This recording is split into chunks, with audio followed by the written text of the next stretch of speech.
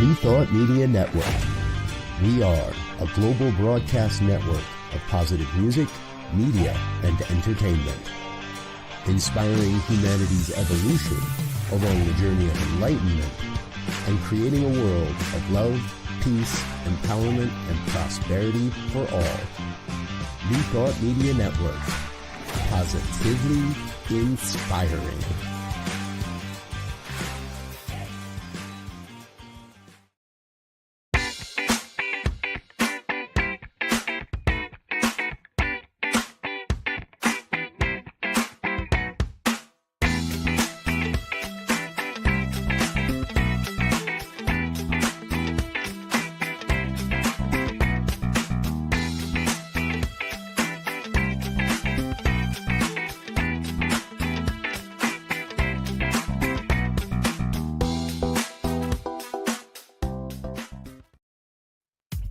New Thought Media Network is pleased to present The Inclusive Church, Ideas and Resources for Leaders of Multicultural Ministries.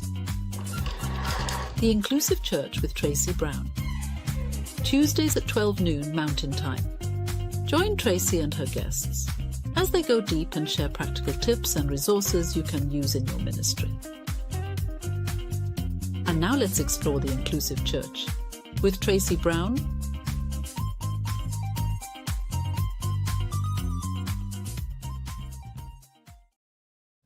Hey everybody, Tracy Brown here. It is the Inclusive Church right here on the New Thought Media Network. Hey, how are you? Woo, it has been a week and it's only Tuesday. Okay, but it has been a week. Really, the last 8 days since last Monday have been quite the whirlwind and quite the challenge for me. And all through it all, I have been blessed to be able to constantly return to that foundation of joy and peace and gratitude. So I am grateful to be with you today as we dive into the Inclusive Church. So all of my regulars like say, hey, how you doing? You know I am watching for that. And so Anita jumped right in before I even had the chance to ask you. And I can actually see that a couple of you are there watching in different forms and different formats. So if you want to say hello, I'd love to see that. And if not, we'll just keep right on going. So the things that I say every week, just in case there's someone who's listening for the very first time. Inclusive church. People would be like, well, why are you saying church? Why don't you use ministry or inclusive spiritual center or something else? I'm reclaiming church.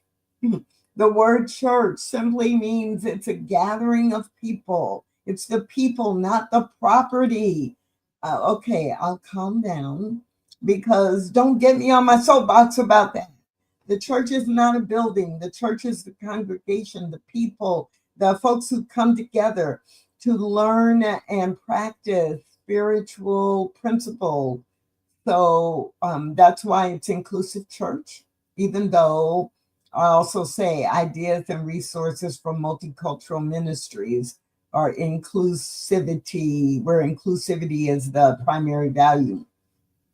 And then also, I'll say leaders quite a bit. And I just need to clarify for anybody who's watching for the first time that when I say leader in the context of church, I'm talking about everyone who is involved in leading programs, coordinating volunteers, raising money, all of the ways that leaders show up. And while I do hope that every minister is a leader, no ministry can be successful with only a minister being the leader. So leader applies to everyone, and everything that we talk about on Inclusive Church is about how leaders can set the tone to be more inclusive within the spiritual community and to make sure the spiritual community is being inclusive in a way that serves the broader community as well. Okay, with all of that out of the way, what are we going to talk about today? You know, I kind of laughed when I reread the title for today's show, Howard Thurman on Inclusive Church with Tracy Brown. And I was like, oh, well, Howard Thurman is not in physical form anymore. And so I hope no one reads that and thinks, how is Tracy going to have Howard Thurman? Or maybe it's Howard Thurman's great-grandson grandson or great-grandson who is going to be her guest. Well, Howard Thurman may not be in physical form anymore, but like all of us, right, he lives eternally. And in this case today, he is living right now in the context of some of his writing. I wanted to do the shows in the second half of December from a more inspirational perspective because it is the busiest of holiday, holy day season. And rather than dive into some of the issues and challenges, I really wanted the shows in the second half of December to have more of an inspirational, elevated spiritual consciousness point of view. And I also want to talk about inclusion and how those two things work together. And what I want to say is just by chance, but we all know that, coincidence is actually just all of the pieces beginning to fit together. But just by chance, I was looking for something else and I came across this writing by Howard Thurman that I love. And I hadn't read it probably, I don't know, maybe even before COVID.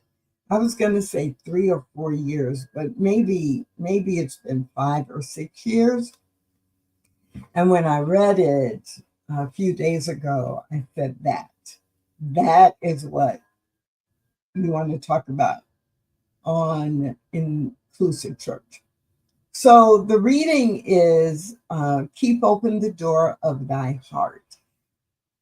Howard Thurman is a theologian who crossed so many boundaries. As a Black man, he was the first Black person to head up a major seminary in the Northeast. He collaborated with another person to start and grow one of the first and definitely one of the largest ministries in California that was by design multiracial, multi-ethnic. And at the time that he did this several decades ago, it was not very common. And so and then before that, he did so much writing from a Christian mystic perspective about how we can create and live in a better world. He's probably best known for the book Jesus and the Disinherited, and where he really writes about, or Jesus and the Disinherited, where he writes about the journey of Jesus from the perspective of those representing those who have been disinherited by their society or by the powers that be, but those are the people, as Jesus was in his time, the people who are disinherited in society and the best examples of spiritual inheritance. So all of that, just in case you don't know who Howard Thurman is, I highly encourage you to just do an internet search on him and read a little bit about his background. But today, as we think about inclusion and what it takes to be an inclusive leader in a spiritual community and otherwise, this writing, I think, is really an inspirational one, and maybe even aspirational. So keep open the door of thy heart. It begins like this. Keep open the door of thy heart. It matters not how many doors are closed against thee. I could probably just talk about those two lines for 30 or 40 minutes. Keep open your heart no matter how many doors are closed against you. Keep open your heart no matter how much racial hatred or violence you have experienced, observed, or read about. Keep open your heart even if, as a woman, you feel that in this patriarchal society, you are dismissed, discounted, ignored, or treated badly. Keep open your own heart even if, based on sexual orientation or gender identity, you are threatened or you don't feel safe, you still keep open your heart. So those two lines is how he starts this passage. Keep open the door of your heart. It matters not how many doors are closed against thee. It is a wondrous discovery when there is disclosed to the mind the fact that there may be no direct and responsible relation between two human beings that can determine their attitude toward each other. We are accustomed to thinking that one person's attitude toward another is a response to an attitude. The formula is very neat. Love begets love, hate begets hate, indifference begets indifference, and often this is true. Again and again, we try to mete out to others what we experience at their hands. There is much to be said for the contagion of attitudes. There are moments in every person's life when they try to give as good or as bad as they get. But this presupposes that the relation between human beings is somehow mechanical, as if each person is utterly and completely separated. This is far from the truth, even though it may seem to square with some of the facts of our experienced behavior. And I love this paragraph because for many of us, that is how we unconsciously approach life. If you're nice to me, I'll be nice to you. If you're mean to me, I'll be mean to you. Or if you're indifferent to me, I'll be indifferent to you. When in reality, when we talk about building and leading in a way that creates inclusion, I can't determine my actions based on your actions. I'm going to choose my actions based on the standard within me that is, I'm not going to say it's higher than yours, but that the standard is based on a spiritual commitment or a commitment to a spiritual standard that requires me to show up as love, in love, etc. Now, this might feel like a little side note, sidebar, or digression, but I promise you it's really not. So I kind of chuckle when I say show up in love as love, right? For love, because I am shocked at how many people interpret that to mean that means I never say anything that someone else doesn't like or that they're not going to feel good about. And everything I have to say is like stroking other people's egos because that will show them I love them. And I say balderdash because I don't want to say the other word that starts with B right at this moment. But that's ridiculous. Think about people you really love. You have some really tough conversations with them, I hope. It's somewhere along the way, you love them, you want the best for them, you are helping them be their best. And sometimes that means creating some very clear boundaries. Sometimes that means creating a format or a structure in how you will engage with one another to ensure that you are supporting each other because you love each other. And so, this idea that you don't have hard conversations or you don't give constructive feedback or you don't make anyone uncomfortable because that means you're not acting from love, it drives me a little nuts. So, when I read Howard Thurman talking about responding not as someone else responds or interacts with you, but from a higher standard, and that is also a part of me keeping open the door to my heart so that I can see and feel and learn what you and what every other person has to share with me. It doesn't mean that we don't have hard conversations. It doesn't mean that we only agree or rubber stamp what someone else is doing. In fact, I think this paragraph reminds us of that. So, again, we are accustomed to thinking that one person's attitude toward another is a response to an attitude. The formula is very neat. Love begets love, hate begets hate, indifference begets indifference, and often this is true. So let's go on to the next paragraph. There is a profound ground of unity that is more pertinent and authentic than all the unilateral dimensions of our lives.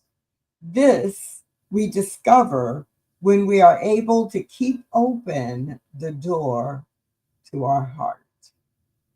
This is one's ultimate responsibility, and it is not dependent upon whether the heart of another is kept open for you or for me, for us.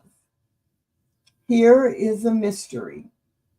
If sweeping through the door of my heart, there moves continually a genuine love for you, it bypasses all your hate and all your indifference and gets through to you at your center. You are powerless to do anything about it. You may keep alive in devious ways the fires of your bitter heart, but they cannot get through to me. It is utterly impossible for you to keep another from loving you.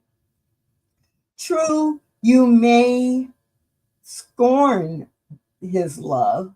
You may reject it in all ways within your power. You may try to close every opening in your own heart, but it will not matter. This is no easy sentimentality, but it is the very essence of the vitality of all being. The word that love is stronger than hate and goes beyond death is the great disclosure to one who has found that when they keep open the door of their heart, It matters not how many doors are closed against them. I love this reading in the context of building and sustaining an inclusive church, because it's so easy to be uncomfortable with someone who's different from you in a significant way. It's so easy to misinterpret and to miscommunicate with someone who comes from a different cultural background or is from a different age group. It's so easy from that place of discomfort or misunderstanding to then close our heart. It's so easy to react to someone else being negative or closed by being closed as well. And in some ways, I would even say it's probably human nature to rather than fight through a door, to just back away from the closed door. But Howard Thurman, in this very short writing, reminds us that it's our own job to keep our heart open. And it's our own job to engage with others from, and maybe even through, the opening of our own heart. So I'm going on record that I don't give you permission to say because someone has treated you badly, you will treat them badly. I don't give you permission to continue that if you're doing that. I know I often go to race and ethnicity related examples, and that's partly because that's my life and the experience I have had for decades living in this world. As a very young child, we were taught by not just my parents, but many of the adults around me and most of the adults in the church that I grew up in. It wasn't just turn the other cheek, a nice Christian teaching, turn the other cheek, right? It wasn't just that. It was often placed in the context of, you have made a commitment to be the arms, the voice, the expression of God, or the example of Jesus in the world today. And if that's the standard you have set for yourself, it doesn't matter what anyone else is doing. It doesn't matter. I mean, if you are physically attacked, you have to defend yourself. This is true. And that may mean that you defend yourself verbally or physically or emotionally. But you don't lash out at people because someone has lashed out at you. You don't hate white people because there are white people who hate you only because of the color of your skin. And they have a story made up in their head, in their mind, in their heart, that you as a Black person are inferior. But you're not inferior. You don't have to prove that to them or anyone else. And you carry yourself at the standard by which you have been trained and the standard by which you have committed to be. That was a hard lesson for a little child. But it was repeated over and over and over to the point where it just became a given.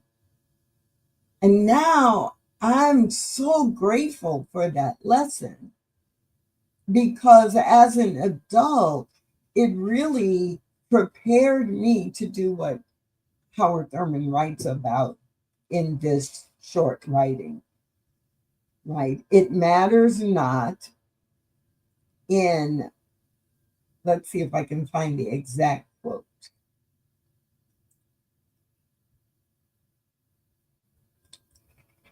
This presupposes that the relation between human beings is somehow mechanical, as if each person is utterly and completely separated. Earlier in that first paragraph, we are accustomed to thinking that one person's attitude toward another is a response to their attitude. It doesn't have to be that way. And so for inclusive church, I think it's important for us as leaders in inclusive communities to really keep that in mind, that we are the ones who are committed to creating environments where people can come, even though they're very different from one another, and they can be welcomed. And the way that they show up that may be different from what you've learned or how you would show up or the decisions that you would make. It's like, oh, well, there is room. There must be room in the universe for these different approaches, these different beliefs, these different ways of being. And so there must be room, since my church is a microcosm of the macrocosm, there must be room in my church for people who have different cultural backgrounds, for people who express themselves differently, for people who speak different languages, for people who are from different age groups, for people whose sexual orientation and gender identity might be different from one another, for people who are exploring life from different perspectives and different cultural backgrounds in my church. They are welcome. And we all will grow together as we learn about and see the different faces of God. That's what it means to truly be inclusive. Not, we want all kinds of people to come and join us and be just like us. We want them to come and conform to what makes us comfortable. No, in a truly inclusive environment, we're all learning about each other and making adjustments along the way to our programs, to our services, to how we show up, when we show up, and how we do church together. So think about this Howard Thurman writing. It's titled "Keep Open the Door of Thy Heart." And during the next week, consider, how do you keep open the door to your heart? Ask yourself the question, are there people who I have actually closed the door to my heart to? And, is it simply because they're different from me and it makes me uncomfortable? Caveat: there are people who we've closed the door to our heart to. We've closed the door between us because we've had experiences with them, and we understand that we are not easily able to collaborate, or it's not easy for us to work together, and we've tried. I'm not really talking about that. When I have a pattern and a history that this one individual, but I'm not going to take my experience with that one individual and then apply it to everyone who's demographically like that person, right? If I were to do that, then I wouldn't actually be a good example of being inclusive. But if there is someone who has abused you, if there is someone who has, physically, mentally, emotionally abused you, or someone who has behaved in an unethical or a dangerous way, that one person, you may need to set boundaries And I would encourage you to set boundaries before you actually have to or feel you have to close the door to your heart. Because boundaries actually are a very loving thing to do. But it's when we have a negative experience or an uncomfortable experience, and then we're like, okay, that person and anyone who reminds me of that person is now, removed from my life, if not the existence of all creation. That's when we stop being inclusive. So if I want to hold the space for people who are deaf and hard of hearing in my community, that means I have to keep my heart open, and I have to have relationships with people who are deaf, people who are hard of hearing, so I can learn how to engage with people who are in that category.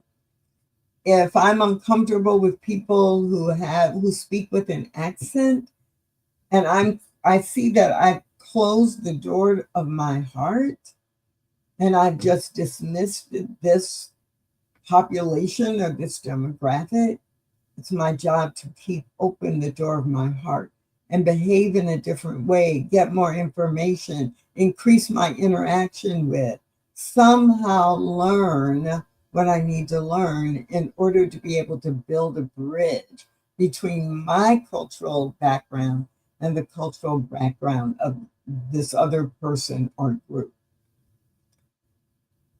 So as we are navigating through this very busy season of holy days and holidays, yes, I heard that, holidays and holy days, I encourage you to really just reflect and look within yourself and ask yourself, how have I been keeping open the door to my heart? Where might I have been closing the door to my heart? And in 2025, how will I reopen or expand the door to my heart? So I hope you, like me, are inspired by Howard Thurman's writing. And as we continue our commitment to build and expand our inclusive spiritual communities, I think this is a place for us to be reflecting on. So I hope you have found it inspiring, as I do, to keep open the door of thy heart.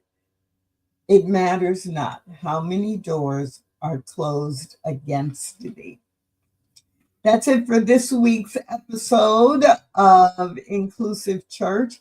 I really want to encourage you to join me every Tuesday at noon Mountain Time right here on the New Thought Media Network.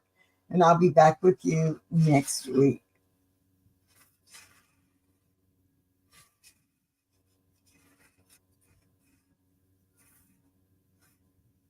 Thanks for watching The Inclusive Church with Tracy Brown. Join us again next week at 12 noon Mountain Time.